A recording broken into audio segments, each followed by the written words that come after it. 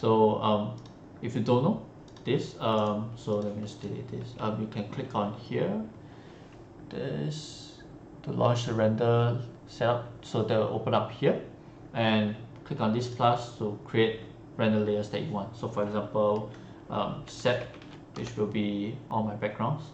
Okay, I'll create a collection. So this will be my set view. Okay, then I'll need to start adding in my environment stuff into the collection. So let me just double check. Cool, so that's everything. And okay, let me just open up this. Okay, so these are the options, I mean not options. So once you create a collection, you can put things inside. So you can add the environment inside. So I'll create another collection, because if it only has the environment collection, yes, it will render just the environment, but we want our character to be there, to be casting shadow or occluding some of the lights when the characters move around. So if we do not have them inside this layer, it will just render the set by itself and we will not get all those shadowings. So this will be my character Joe. So let's just select all the characters which is there inside. But okay, so once you created these two collections, what it means that in this render layer it has these two collections, and if we just render as it is, it will just render like what we have now. So but we only want to have the set in it. So how we can do that is we just select any of the geometries, make sure you are viewing from the render layers and selecting the layers that you want to override some of the attributes. So make sure I select the character geometry. Okay, I can go into visibility. I mean inside Arno tab there's this primary visibility, right click, create absolute override. Okay, once you do that, you'll see that attribute gets popped under this Chargeo collection, and inside here I can turn off the visibility. Okay, so now if I were to do a test render here, I should only get the environment but with the shadows of my character. You do see the shadows here, right? So this means that it's working. So for example, if I do not have this shadow, I mean this character here as an influencing geometry, what it does is I will save this image so you guys can see what's happening. You see that your set is just the set without the shadows and the occlusion from the character. So we do not want that, unless you're planning to render your cast path separately. But for this demo, no, we will just keep it clean within the character set renders. So I'll just put it back on. Okay, so next what I want to do is I want to split my, okay, so first let me just let's just double check. Okay, so next I want to split my characters out into two separate characters, render paths as well. So create another one. I believe this character is called, I don't know the name of this character. Let's just call it Bob. Okay, we'll create a collection. Okay, we want to add this main character as this render layer. So let's just choose him, add into this collection. Okay, so now this render layer only has this character. So again, we need the set to be in there to make sure it blocks all the lights as it is and occluding whatever it needs. Okay, so create another collection. Okay, this will be everything else except no, let's just put set Joe. This one is about Bob Joe. Okay, so this will have my set as well as this egg looking bot, because we do not want this bot to be rendering together with our character. So can split them out. Okay, so now again we need to do the same thing. We need to turn off the visibility of them. If not, they will just render like everything together, like a beauty.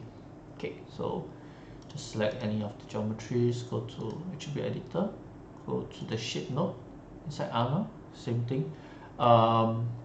This time around, because we are layering the character over the character and it's moving around, sometimes there will be it will be cut by some parts of the set. So if you turn off visibility, it will just penetrate it. It will be on top of the, if it's behind, and it will looks like it's on top of it. So what we need to do now is we need to use the AI matte instead for the character pass. So right click, create absolute override, and then we want to AI matte whatever the set and the egg that happens to go over him. Okay, so now let's just do a quick test render. We should only get the character, okay. And the volume now, we will want to turn off the volume later on, and we want to remove the visibility of this emissive in this pass. Basically we just want to render the character itself. Okay, but we'll just move on first. We'll just finish off all the render layers, and this one we call it the egg. Okay, egg Joe.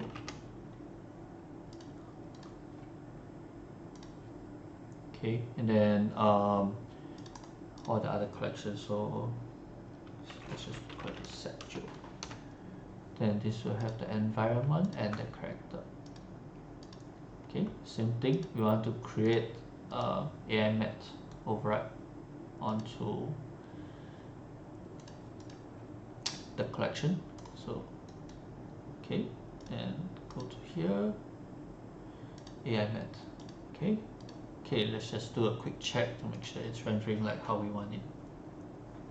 Cool. Then again, the volumetrics needs to be, basically the atmosphere needs to be turned off. So what I would do is I'll go to my render settings. I'll break off this atmosphere connection. Okay, I'll create another collection, another render layer. This will be my volume. Okay, so this will have a collection of everything because I want the everything to be audio. Okay, so I'll put everything inside here, and what I can do is I will go to just view from here.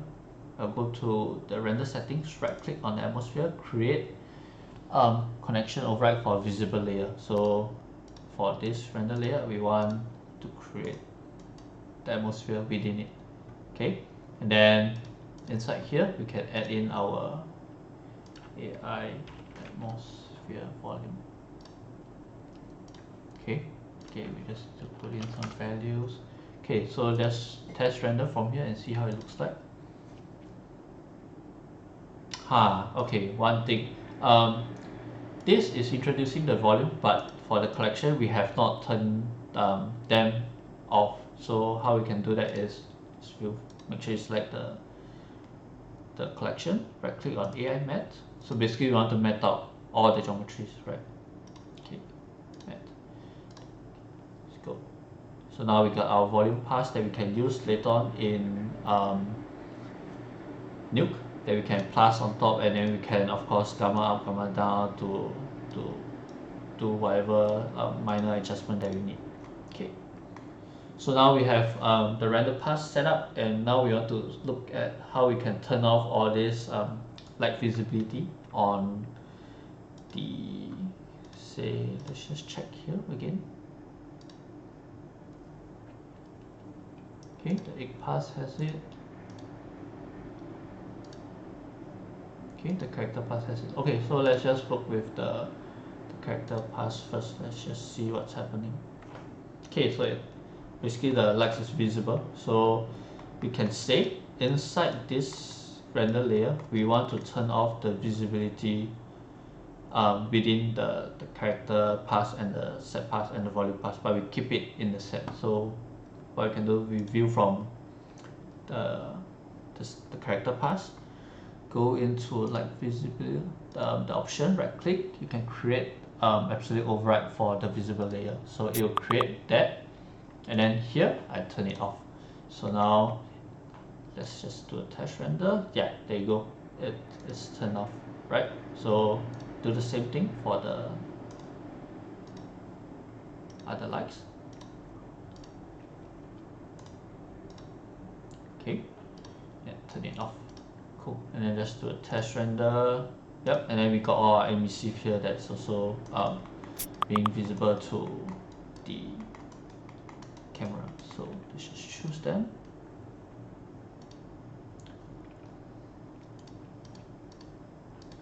Okay, then create absolute override, go in, turn off. Okay, it's a bit painful, but you just need to do it once, and then you can copy all this to your other render pass, so it's fine. Then cool, so 3 of them. Cool, so now I'll just do a test render to make sure all is gone. Okay, cool, so we managed to fix that problem. And then what we can do now is we can just collapse all this. Okay, select the tweaks that you applied to this character layer, Control C to copy, go to your egg layer from there, and Control V to paste, so you can paste whatever settings that you have done for the character inside this render layer. So now if I were to render my egg, it shouldn't have the emissive on. Okay, then we can do the same, we can paste it into our volumes as well. Okay, then let's just do a test render. Yep, there you go, so we got everything set up nicely.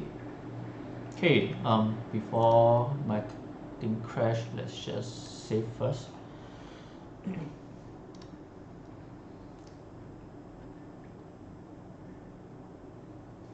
Okay, it's done. Cool, so now we have all our render layers set up. What's next is we need to make sure it's outputting all the AOVs that we want. Okay, so we go to our render settings, go to AOVs. Okay, let's just quickly check it has all our lights, emissions, specular, transmission. Maybe you can put in diffuse if you want. Then we can put in the crypto mats that we possibly can use them. Then there's no SSS, I think, on the character shader. It should be, yeah, I think these are fine. Probably Z if you want the depth. Cool, yeah, I'll use this. And then cool, so now is the final part before we send the renders, is to make sure the samples are adjusted accordingly to how clean we want the image to look. Okay, so let's just look at our set first. Okay, let's just do a test render. Okay, it might take a while, and I will need to let it resolve a bit more, so we can tell whether we need to push the samples.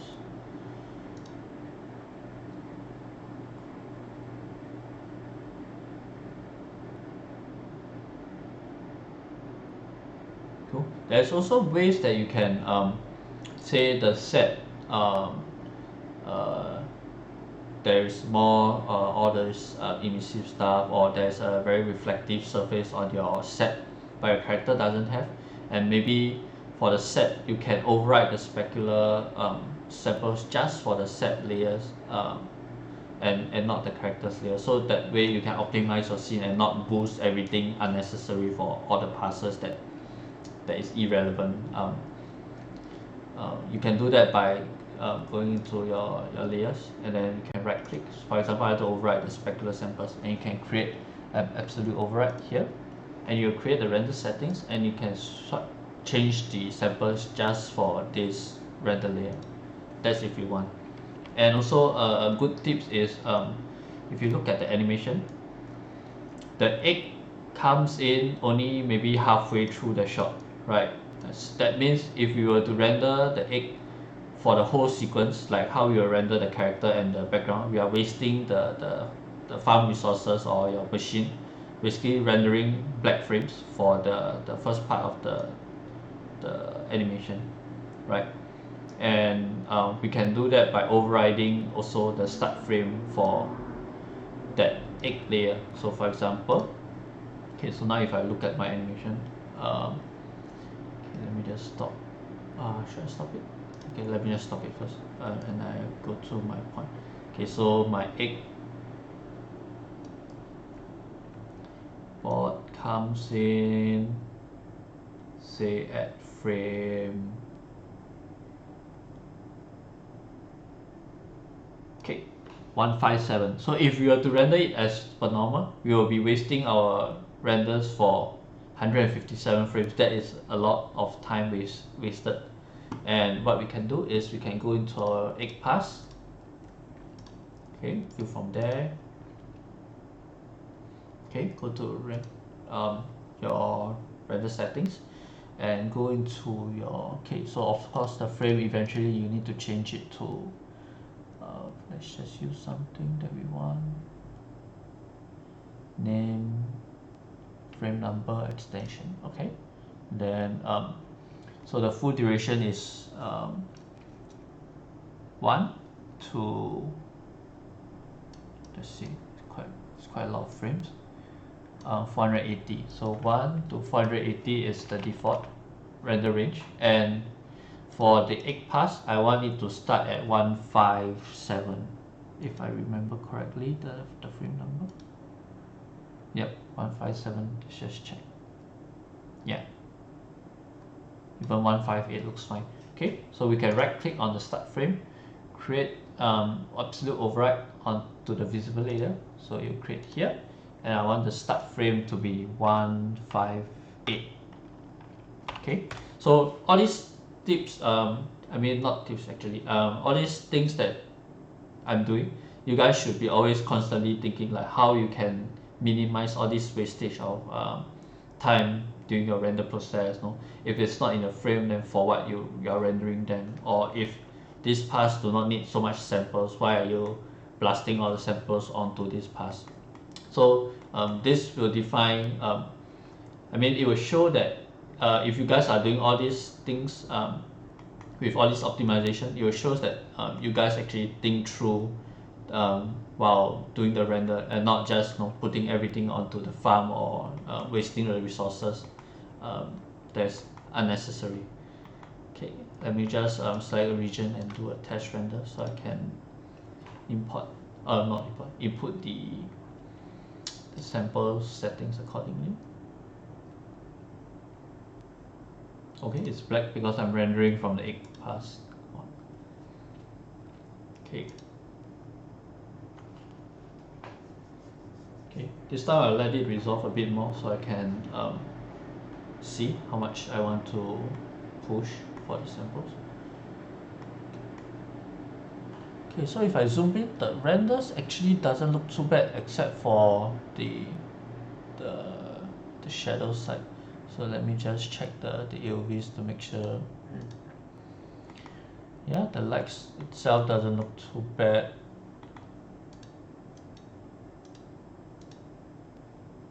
Yeah, probably just a very tiny bit noisy, but I think it's acceptable range. And of course, if we find it too noisy, we can denoise it with the noise function that you guys have here. So I think this is not too bad for me. I will probably increase the AA samples a touch, maybe 4.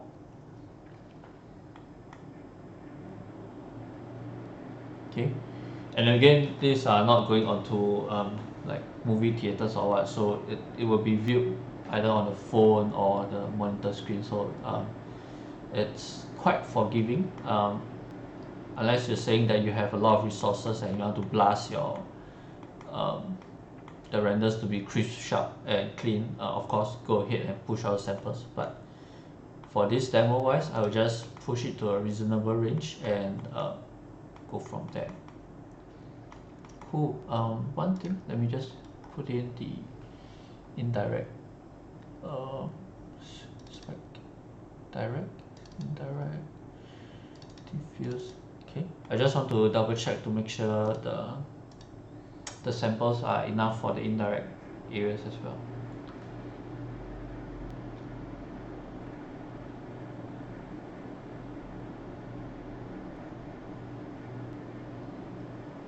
Okay, just look at my maybe diffuse direct. Okay, doesn't look too bad to me. Let's just check the indirect, nothing, that's good. Specular direct, okay, there's no specular on the wall. Okay, nice. So it's just all the direct samples that need to be pushed a bit more. So if there's no specular in this scene at all, we probably do not even need the specular, but I'm not sure my character or the bot has it, so I'll just keep it.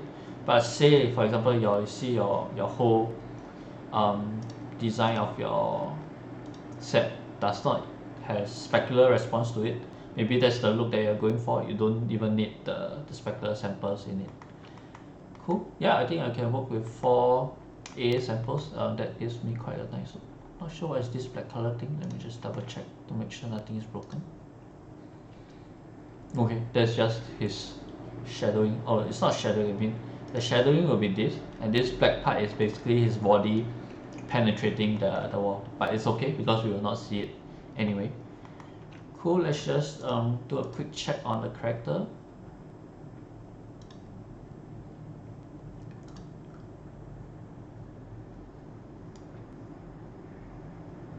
Okay, we can just select him and then so it just resolve. The eyes texture is broken. I need to reach out to the artist.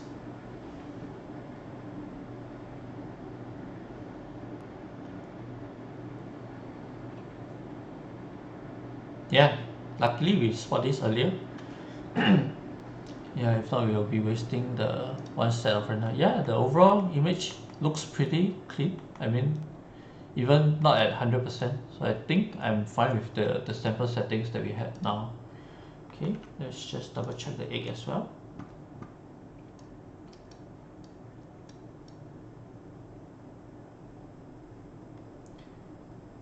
Where's the egg?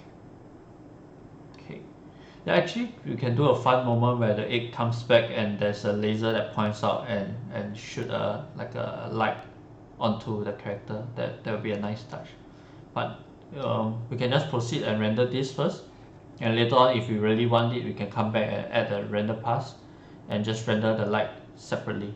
So that's fine, can do that later. Let's just check the egg.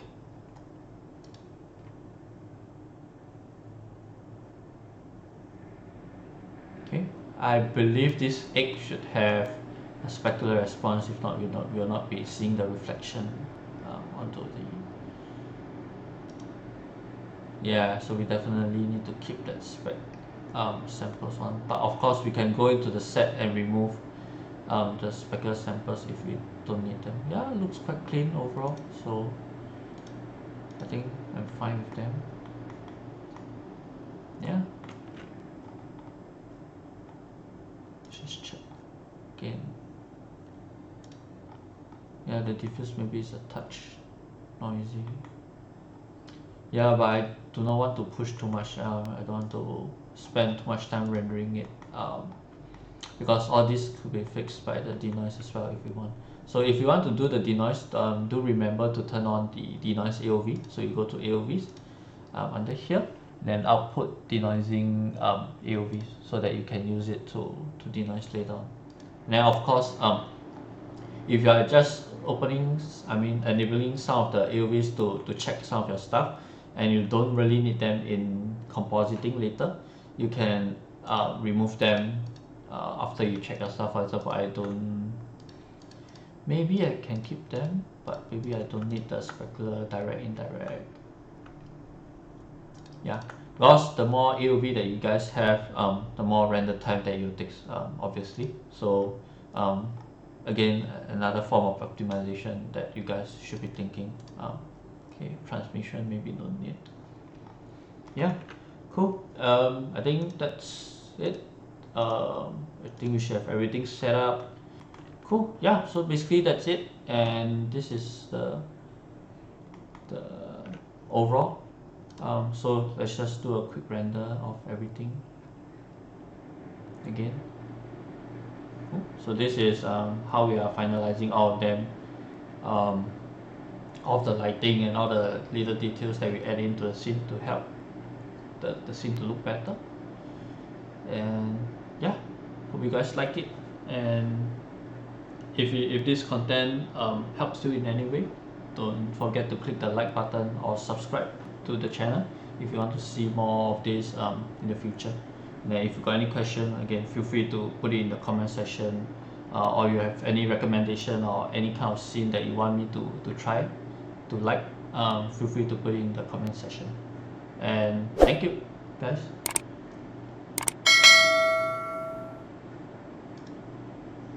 Cool.